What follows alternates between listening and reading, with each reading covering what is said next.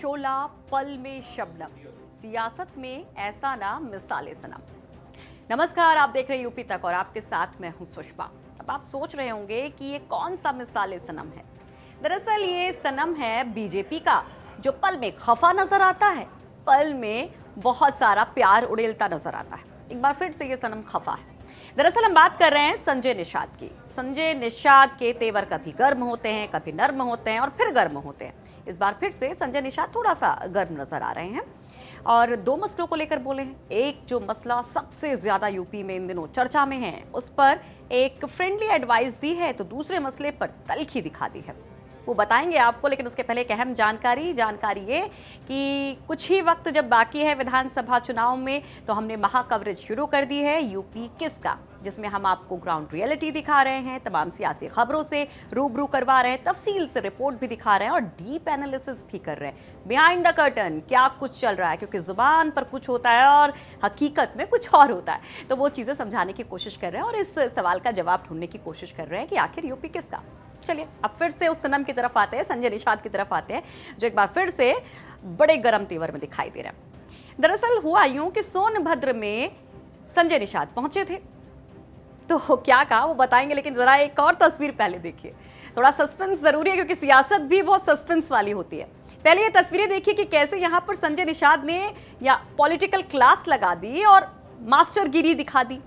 White board पर देखिए कैसे मार्कर से अपने सैनिकों को ये सियासी गुणा भाग समझा रहे हैं। देख लिया आपने तस्वीर। चलिए अब बयान बता देते हैं आपको, काफी ज्यादा सस्पेंस हो गया।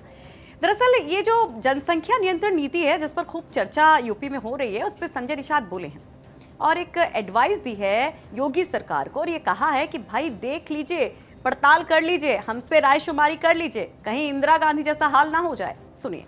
लागू करना चाहिए, कहीं ऐसा ना हो कि इंदिरा गांधी ने भी ऐसे जनसंख्या नियंत्रण पर एक बार गलत फैसले ले लिया था और सत्ता हाथ से जाना पड़ा था। तो मैं मित्र दल होने के नाते भारतीय जनता पार्टी सलाह दूंगा कि इस जनसंख्या नियंत्रण कानून को सोच विचार कर बहस करके लागू करें और सिस्टम से लागू करें कि जनता जो चाहती है कहीं वही इंदिरा गांधी वाला दशा न हो जाए, कहीं नुकसान न हो जाए। इसलिए इस नियंत्रण कानून का मैं विरोध नहीं करता हूं, लेकिन सलाह देता हूं कि उसको सिस्टम से एक सर्वे होकर, बैठक होकर, सर्वदलीय बैठक करके उसे लागू करना। तो ये तो रही पॉपुलेशन कंट्रोल पॉलिसी पर संजय निषाद के बोल, लेकिन जब आरक्षण की बात आती है तो एक बार फिर से वो बहुत ज्यादा गर्म नजर आते हैं और कहते हैं कि अब वक्त आ गया है, एससी कोटे में रिजर्वेशन दीजिए, नहीं तो वक्त हाथ से निकल जाएगा। 170 जो निषाद बाहुल्य सीट्स हैं, वहां पर आपको मुंह की खानी पड़ेगी, बीजेपी को चित कर देंगे हम लोग मिलके। सुनिए। जिले हैं, 5 काम है, जब उन्होंने दिया है उत्तराखंड में तो यहाँ भी दे देंगे। मतलब कि अगर नहीं मिला आरक्षण तो 170 सीटों का नुकसान हो सकता है भाजपा को। निश्चित रूप से हो सकता है। अभी तो हमारे लोग कहे ना कि जब हमारे लोगों को कांग्रेस ने धोखा दिया तो कांग्रेस खत्म हो गई, छूना, उनके दोस्ती बंद कर दिया। सपा बसपा ने कहा था, गड़बड़ किया, नहीं, दोस्ती बंद कर दिया। त्रिस्तरीय चुनाव में अलग से लड़ गए, भाजपा चौथे नंबर पर आ गई है। तो मैं तो यही कहूंगा कि भारतीय जनता पार्टी जल्दी से इसमें काम है, मीटिंगें शुरू हो गई हैं, कागज पत्तर इनका मंगाना शुरू कर दिया है और जल्दी से 5 काम इनके मुद्दे इनके है कि आरक्षण का है। दूसरा, इनका तालघाट नदी छीन लिया था बहन जी ने, वर्ग 3 की जमीन थी, उसने राज्य सरकार को ग्राम सभा को दे दिया। तो और दूसरा, इनके ऊपर मुकदमे हैं, वही वापसी। 3 ही मामला है, इतना आसान मामला। तो सुना आपने कि कैसे यहाँ संजय निषाद फिर से गर्म नजर आ रहे हैं। दरअसल कुछ वक्त से देखिए कि कैसे वो पलटी पे पलटी मारते जाते हैं। जब मोदी कैबिनेट का विस्तार होता है तब कहा जाता है कि निषाद पार्टी से किसी को शामिल किया जाएगा, लेकिन ऐसा नहीं होता, तो वो बहुत ज्यादा तल्ख तेवर में नजर आते हैं।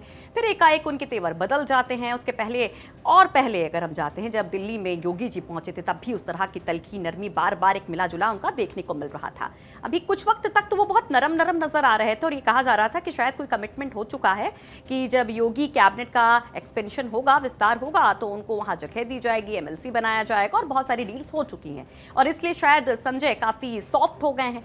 लेकिन एक बार फिर से उनके ये तेवर सोनभद्र में दिखाई दे रहे हैं, तो फिर से सवाल उठ गया कि भाई निषाद पार्टी का होगा क्या, ये दोस्ती चलेगी या यहीं खत्म होगी।